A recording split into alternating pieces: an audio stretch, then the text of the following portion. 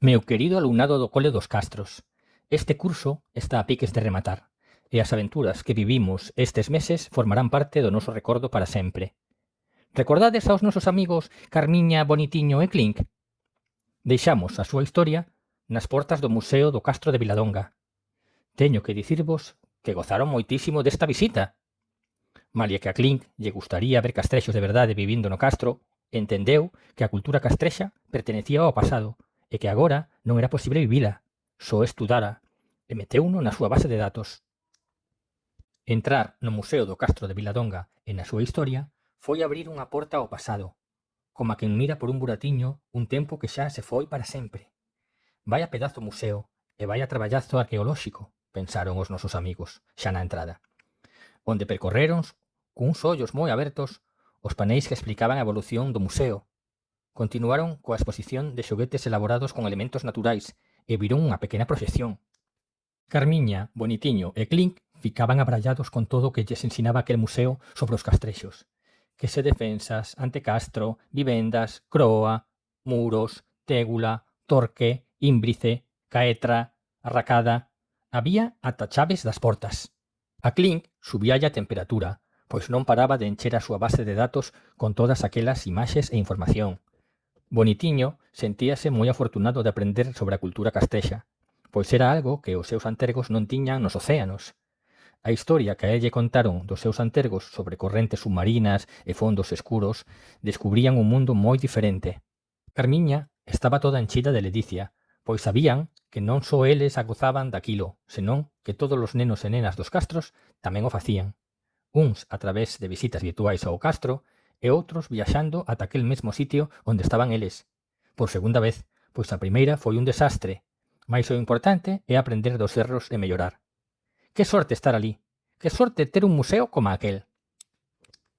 Bonitiño quedou abrallado coas xoias, Carmiña alucinou coas decoracións das baixelas e Clink coas vestimentas e os teares. «Eu quero ir vestido de castrexo!» berrou no museo. Nese momento achegouse o persoal do museo para recordarlles que nos museos non podemos berrar, nin sequera falar alto, pois impide un ambiente tranquilo que axude a concentrarse nas obras de arte e nas exposicións.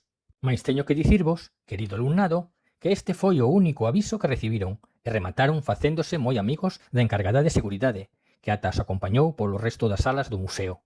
Como é posible que teñamos tanta sorte de poder coñecer algo así? Gozalo e pasealo, pensaron os nosos tres amigos, mentras percorrían o castro de Viladonga. Mas eles xa sabían por que aquilo era posible. Era porque moitas persoas traballaban para que así fose. Conservadores, historiadores, arqueólogos, educadores, etc. Había moita xente detrás de todo aquel traballo. Agora tocábaslle a eles coidalo moito para que se puidese preservar por moitos anos máis. Cantas emocións sentiron os nosos amiguiños camiñando de muro en muro mentres inventaban contos curtiños sobre castrexos e lembraban os que escribiran o alumnado e as súas familias sobre as aboas castrexas, cheiños de imaginación. «Calade, calade, que escacho coa risa e caio de cu», dicía Clink, e o pobre caía seguido dos muros do castro porque non paraba de rir. Aquel día, en Castro de Rei, no castro de Viladonga, os nosos amiguiños viaxaron ao pasado e alucinaban ao pensar que, debaixo do noso cole, no noso barrio dos Castros, podía haber un castro parecido a aquel. «Ai, que arrolo outra vez!» E Clink volvía a caer de cu da emoción.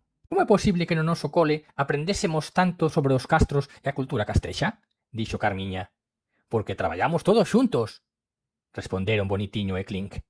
E así foi, meus amiguiños, como as nosas mascotas remataron, moi ledas, a súa ansiada visita a Viladonga, volvendo algunha vez durante o curso a ese castro e a outros da xeografía galega, porque con todo o que se estaba a traballar nas aulas sobre os castrexos, eles querían aprendelo todo todiño e visitar moitos lugares relacionados con esta cultura, tal e como a fixeron moitas familias do noso cole. Como é posible que no cole dos Castros fixésemos un proxecto tan chulo? Pois porque traballamos co corazón, con moito esforzo e ilusión, todos xuntos, e xuntos somos grandes. Como é posible que non houbese farmacias?